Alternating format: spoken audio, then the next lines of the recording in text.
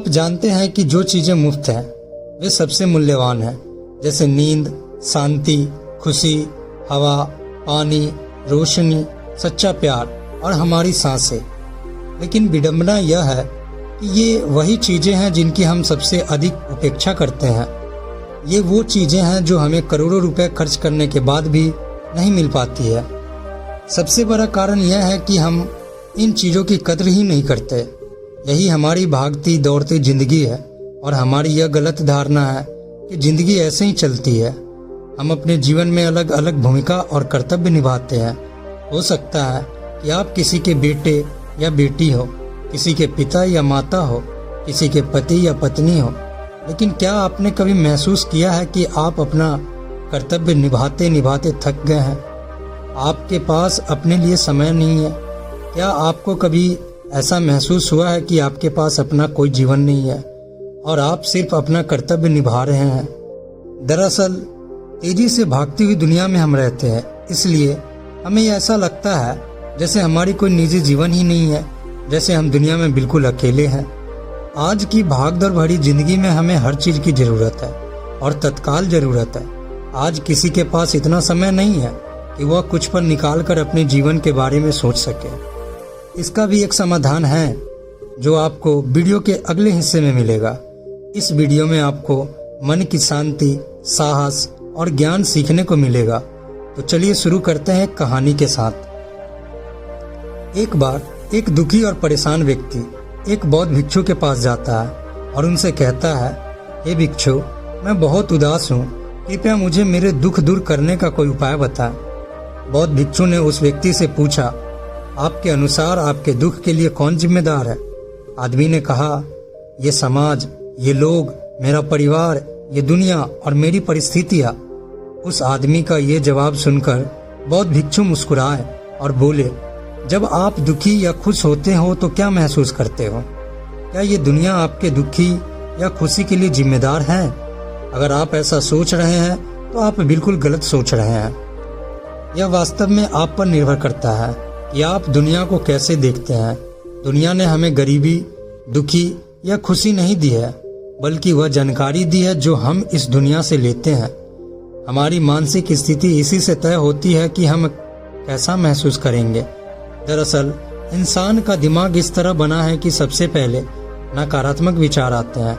इंसान का स्वभाव ही ऐसा है कि वह सकारात्मक से पहले नकारात्मक बातें सोचता है। सच तो यह है कि हमें अपने जीवन में खुशी के पल तलाशने होंगे। हमें खुद को तैयार करना होगा ताकि हम हर पल और हर स्थिति में खुश रह सके, क्योंकि खुशी मौके पर निर्भर नहीं करती, यह आप पर निर्भर करता है कि आप खुश रहना चाहते हैं या नहीं। गौतम बुद्ध की एक बहुत प्रसिद्ध कहावत है कि आप जो देखते हैं वही दिखता है। कि आप कौन हैं, यानी हमारा दृष्टिकोण हमारे व्यक्तित्व और सोच पर निर्भर करता है। जैसे कि अगर हम नकारात्मक है तब दुनिया की हर चीज हमें नकारात्मक लगेगी। यदि हम सकारात्मक बने रहे तो हम हर चीज को सकारात्मक दृष्टि से देखेंगे। जैसे बुद्ध की दृष्टि में प्रत्येक मनुष्य बुद्ध का ही रूप था। अगर आप अंदर से खुश हैं तो यह दुनिया आपके लिए अंदर से एक खुशहाल जगह है, लेकिन अगर आप दुखी हैं तो आपको सिर्फ उदासी ही नजर आएगी। यह सब हमारे नजरिए पर निर्भर करता है। लोग एक ही स्थिति पर अलग अलग प्रतिक्रिया देते हैं और यही प्रतिक्रिया आपको शांति भी दे सकती है और कभी कभी सिर दर्द भी। जैसे किसी का दिन खराब चल रहा हो तो फिर वह हर चीज और हर घटना को जोड़कर देखने लगता है, लेकिन यह सोच गलत है। लोगों को लगता है कि वह गुस्से में यह सब सोच रहा है, और गुस्सा एक अकाल्पनिक भावना है। जब आपकी सभी भावनाएं बेहतर हो जाती हैं तो ध्यान दें आप अपने पर, ताकि आप उन भावनाओं को अपने ऊपर हावी होने से रोक सके, क्योंकि क्रोध और चिंता की ये अस्थायी भावनाएं आपके जीवन के महत्वपूर्ण निर्णयों को गलत तरीके से प्रभावित कर सकती है। जैसा कि मैंने पहले कहा था, क्रोध एक अस्थायी भावना है। यह कुछ समय बाद अपने आप शांत हो जाएगा। आप इसे एक बादल की तरह माने जो अभी आसमान में है और कुछ समय में अपने आप गायब हो जाएगा। यदि नहीं तो प्रतीक्षा करें। उस समय आप खुद को शांत करने के लिए कुछ एक्सरसाइज भी कर सकते हैं। जैसे ही आप अपने सांसों पर ध्यान केंद्रित करते हैं, अपने आप को पूरी तरह से शांत और ढीला छोड़ दें। उस व्यक्ति ने बौद्ध भिक्षु से अगला सवाल पूछा कि क्रोध, घृणा और ईर्ष्या जैसी भावनाओं से कैसे निपटे, क्योंकि ये भावनाएं हमें अक्सर बहुत थका देती है। बौद्ध भिक्षु ने कहा, जागरूकता। अपने विचारों के प्रति जागरूक होना पहला तरीका है जिससे आप अपनी मानसिकता बदल सकते हैं। बौद्ध भिक्षु ने उस व्यक्ति से पूछा कि जब आपको बुरा लगता है तो आपकी पहली प्रतिक्रिया क्या होती है। व्यक्ति ने उत्तर दिया, मैं उस नकारात्मक भावना को वहीं दबाने की कोशिश करता हूँ, या उसे स्वीकार नहीं करता, या जल्दी से अपना ध्यान भटकाने की कोशिश करता हूँ। इस आदमी का जवाब सुनकर बौद्ध भिक्षु मुस्कुराए और बोले, लेकिन मैं आपको बता दूं कि ये सभी प्रयास व्यर्थ हैं, क्योंकि अंत में आप पर हावी हो सकती हैं ये नकारात्मक भावनाएं। व्यक्ति ने पूछा, तो ऐसी स्थिति में मुझे क्या करना चाहिए? बौद्ध भिक्षु ने कहा, अगली बार जब आप नकारात्मक भावनाओं से अभिभूत हों और उदास महसूस करें तो इसे ऐसे देखें जैसे कि यह एक भावना है, यह आपका हिस्सा भी नहीं है। जैसे एक पैदल यात्री सड़क पर चलते दूसरे व्यक्ति को देख रहा है, इसलिए स्वीकार करें कि यह आपका हिस्सा नहीं है। अब यह आपको कैसे परेशान कर सकता है? हालांकि इस तरह की जागरूकता के लिए आपको बहुत अभ्यास की आवश्यकता होगी। यदि आप एक बार ऐसा करना सीख जाते हैं तो यकीन मानिए आपको अंदर से महसूस होगा बहुत शांत और हल्का।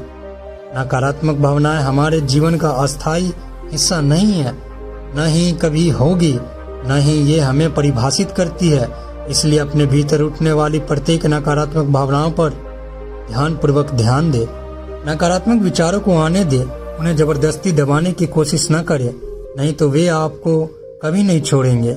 आपके मन में आने वाली हर नकारात्मक भावना को नियंत्रित करना संभव नहीं है, क्योंकि आपको गुस्सा भी आएगा, ईर्ष्या भी होगी और आप दुखी भी होंगे। लेकिन ये भावनाओं को आने दो और जाने दो। उसके बाद तुम्हें खुशी और शांति महसूस होगी और आपको उस पल का इंतजार करना होगा। उस आदमी ने भिक्षु से अगला सवाल पूछा, रिश्ते हमारे जीवन में कितने महत्वपूर्ण हैं और गहरे रिश्ते और नए दोस्त कैसे बनाएं? बौद्ध भिक्षु ने कहा, दूसरों के साथ अच्छे संबंध बनाए रखने से लोग सुरक्षित महसूस करते हैं। इससे मानसिक शांति बनाए रखने में भी मदद मिलती है। मुसीबत के समय लोगों को ऐसे व्यक्ति की जरूरत होती है जो उनके साथ खड़े रहे। क्या आपका कोई प्रिय व्यक्ति आपको छोड़ देता है तो क्या आपकी महंगी कारें आपको दिलासा दिला पाएगी? क्या आपका आलीशान घर आपको मुसीबत से बाहर निकालने में मदद करेगा? नहीं, क्योंकि चीजें इंसानों की जगह नहीं ले सकती। चाहे आप कितने भी अमीर क्यों ना हो जाए, लेकिन मुसीबत के समय आपका परिवार और आपके सच्चे दोस्त ही आपकी मदद करेंगे। अगर आपको नए दोस्त बनाने हैं और अच्छे रिश्ते बनाए रखने में परेशानी होती है तो सबसे पहले अपना नजरिया बदलें। लोगों को अच्छी तरह जाने बिना उनके बारे में अपनी राय बनाना बंद करें। आप अपना जीवन जितना खुले दिमाग और दिल से जिएंगे उतनी ही आसानी से आप लोगों को समझ पाएंगे। ज़्यादातर ऐसा होता है कि हम किसी को ठीक से जाने बिना ही उसके बारे में अपनी राय बना लेते हैं।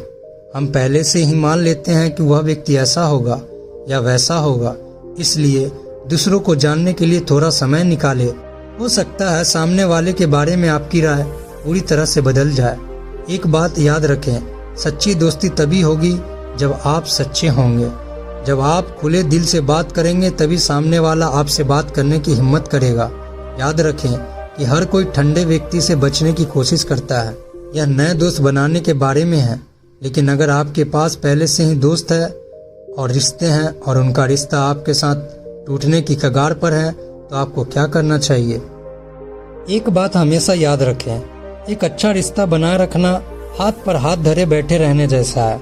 ठंडी रातों में आग, जैसे कि अगर आप आग से बहुत दूर बैठेंगे तो आपको गर्मी महसूस नहीं होगी, और अगर आप बहुत करीब बैठेंगे तो आपको गर्मी महसूस होगी। ठीक उसी तरह जब किसी रिश्ते में नज़दीकियाँ ज़्यादा बढ़ जाती हैं तो अक्सर बोरियत आ जाती है। इसलिए आपको अपने रिश्ते में संतुलन बनाकर चलना होगा।